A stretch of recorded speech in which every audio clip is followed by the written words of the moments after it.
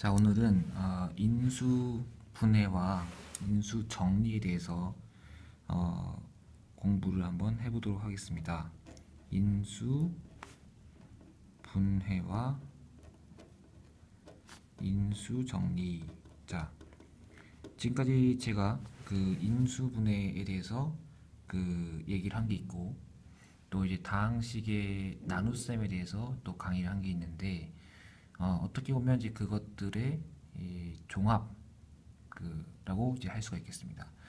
자, 인수분해란 뭐냐? 인수분해 다시 한번 간략하게 정리하면 이게 되게 중요한 건데, 어떤 2차 방정식, 예를 들어서 x제곱 마이너스 4x 더하기 3은 0이라고 하는 2차 방정식이 있다고 할 때, 이거의 근을 구한다는 건 뭐냐면 x에다가 뭐를 집어넣어야 이 식이 성립하겠냐를 이제 묻는 것이 바로 근을 구한다라고 이제 할 수 있겠습니다. 근을 구한다.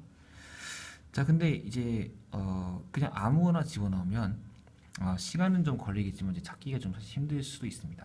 자, 근데 우리가 이제 인수분해를 할 수 있으면, 인수분해란 결국 이 다항식을 이제 더 작은 차수의 다항식으로 쪼개는 건데, 요걸 우리가 x-1 곱하기 x-3으로 쪼개진다는 사실만 알 수 있으면 근을 더 쉽게 구할 수가 있겠죠. 왜냐면 2차 다항식을 1차 다항식 두 개로 쪼개는 거니까, 요게 0이 되거나 요게 0이 되는 그런 x 값이 바로 원래 이 방정식의 근이 될 수 있겠습니다.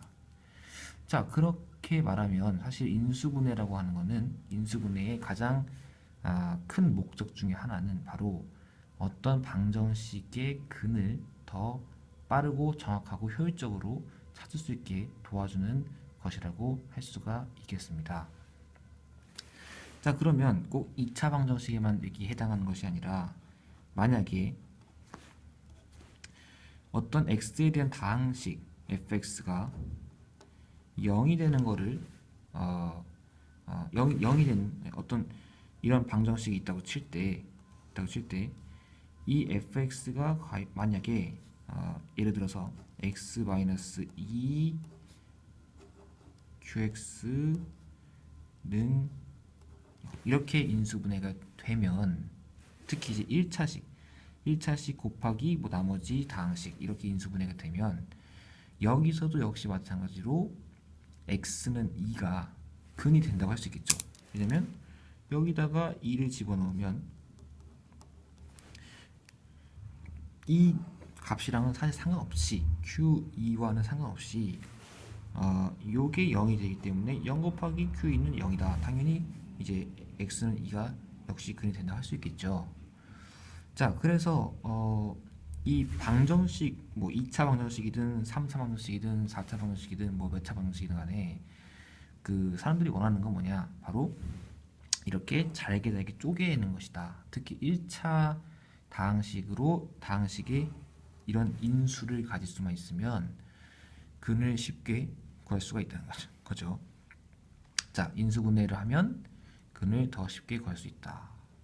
특히 이렇게 인수분해 되면 구체적으로 이 x는 2가 바로 이 방정식의 근이 된다는 것을 이제 알 수가 있습니다.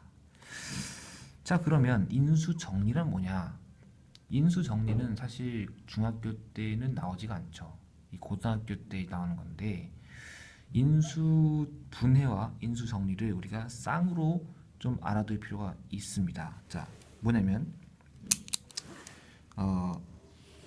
간략하게 말씀드리면, 인수 정리란 거꾸로 어떤 방정식 fx는 0이라고 하는 그런 방정식이 있다고 이제 생각해 보겠습니다. 자, 얘는 다항식이고, 이 다항식이 0이 되는 거는 이제 방정식이죠. 이 방정식이 있다고 할 때 우리가 우연히 이 x에다가 2를 집어넣었어요. 그래서 x에다 2를 집어넣었는데 우연히 0이 됐어요. 자, 그러면 x는 2는 근이 될까요? 당연히 되죠. 이렇게 물었을 때 고개를 갸우뚱하는 사람들이 가끔씩 있어요. 그 근이라고 하는 걸 잘 몰라서 근이라고 하는 거를 헷갈려서 이제 그런 건데, 근은 뭡니까? 우연히 찍어서 맞추든 인수분해를 하든 근의 공식을 쓰든 어쨌든 다항식은 0, 이 방정식을 0으로 만드는 게 다 근이죠. 자, 어쨌든 무슨 말이냐면 이 다항식 x에다 방정식 x에다 집어넣는데 0이 나오면 당연히 2는 이 방정식의 근이 된다고 할 수 있겠습니다. 자, 그렇다면 자, 제 질문은 뭐냐? x가 근이 2가 근이면 과연 이 다항식은 이제 거꾸로 x-2의 qx 꼴로 인수분해가 될 것이냐, 반드시 이렇게 돼야 될 것이냐. 아까는 뭐냐? 아까는 이렇게 인수분해가 되면 x는 2가 근이다 라는 것이었고, 지금은 거꾸로 2가 근이면 반드시 이렇게 될 것이냐를 물어보는 것이라고 할 수 있겠습니다. 자, 결국 이제 어떤 사람들은 뭐 당연한 거 아니냐 이렇게 얘기할 수 있는데, 사실은 당연한 게 아니고 이제 증명을 해야 당연한 게 되겠죠. 자, 그러면 굳이 꼭 이렇게 돼야 될 것이냐? x-1을 인수로 안 가지고도 1을 근으로 가질 수 있는 거 아니냐? 이렇게 이제 얘기할 수 있겠죠. 반문할 수 있겠죠. 자, 그럼 어떻게 될 것이냐? 우리가 저번 시간에 다항식의 나눗셈을 이제 얘기했는데, 자, fx라고 하는 다항식이 있을 때 우리가 요거를 x-2라고 하는 식으로 이제 나눌 수가 있겠죠. 그럼 여기 이제 뭐 쭉쭉 해서 여기 이제 몫이라고 하는 게 있을 거고, 그다음에 나중에 나머지가 있겠습니다. 그죠? 그러면 이제 우리가 이걸 어떻게 쓸 수 있냐면 fx란 x-2의 qx 더하기 r이다. 그러니까 반드시 이 네모칸 두 개가 이제 채워지겠죠. 이게 몫이고 이게 나머지 이렇게 되겠죠. 자, 그러면 아까 우리가 2를 넣었을 때 0이 됐다고 했으니까 2를 한번 넣어볼게요. 여기다가 자, 2를 넣으면 여기다 2를 넣어야겠죠. 같은 거니까. 그럼 어떻게 되냐? 그러면 f2가 뭐냐면 바로 얘가 0이 되고 곱했으니까 얘도 0이 되고 r이 되는데, 2를 넣었을 때 0이 되기 때문에 r은 0이죠. 그러니까 여기 없는 거예요, 사실은.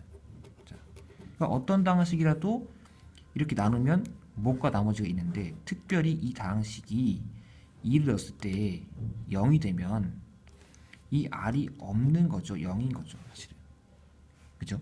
그러니까 만약에 어떤 다항식에다가 2를 집어넣었을 때 0이 되면 반드시 이 다항식은 이렇게 되지만 그 중에 얘가 빵이다. 즉 이렇게 인수분해가 된다 라고 이야기할 수 있겠습니다. 이게 뭐냐? 바로 인수정리라고 할 수 있겠습니다. 자, 다시 한번 요약하면 이렇게 말할 수 있겠습니다. 자, 일반적으로 얘기하면, 자, 어떤 다항식이 0이다. 즉 이런 방정식이 있다고 할 때, 어떤 다항식이 있다고 할 때, 어떤 다항식 fx가 있다고 할 때, 이 다항식이 x-알파 이렇게 인수분해가 되면 이 다항식을 0으로 만드는 이 방정식의 근은 알파다라고 할 수 있겠죠. 그 중에 하나는 알파다. 자, 써볼게요. 인수분해 결과로 f 알파는 0이 된다는 것을 쉽게 알 수 있습니다. 자, 알파는 fx는 0의 근이다 라고 이야기할 수 있겠죠. 거꾸로 이걸 모른다고 할 때, 우리가 어떤 fx는 0에다가 알파를 집어넣어가지고 얘가 0이 되면 거꾸로 이 fx는 이렇게 인수분해가 될 수밖에 없다. 자, 이거를 뭐라 하냐면 여기를 우리가 인수분해, 인수정리에 의해서 이렇게 된다라고 할 수 있겠습니다. 자, 왜냐? 이미 우리가 여기서 증명했죠. 자, 이렇게 됐죠. 그래서 이 fx가 이렇게 인수분해 된다면 f-는 0이다. 거꾸로 f-가 0이면 fx는 이렇게 인수분해가 된다. 서로 유식한 말로 말하면 필요 충분 조건이라고 이야기할 수가 있겠습니다. 자, 어쨌든 이거를 우리가 이제 잘 알아두시면 나중에 많은 도움이 될 것이라고 생각합니다.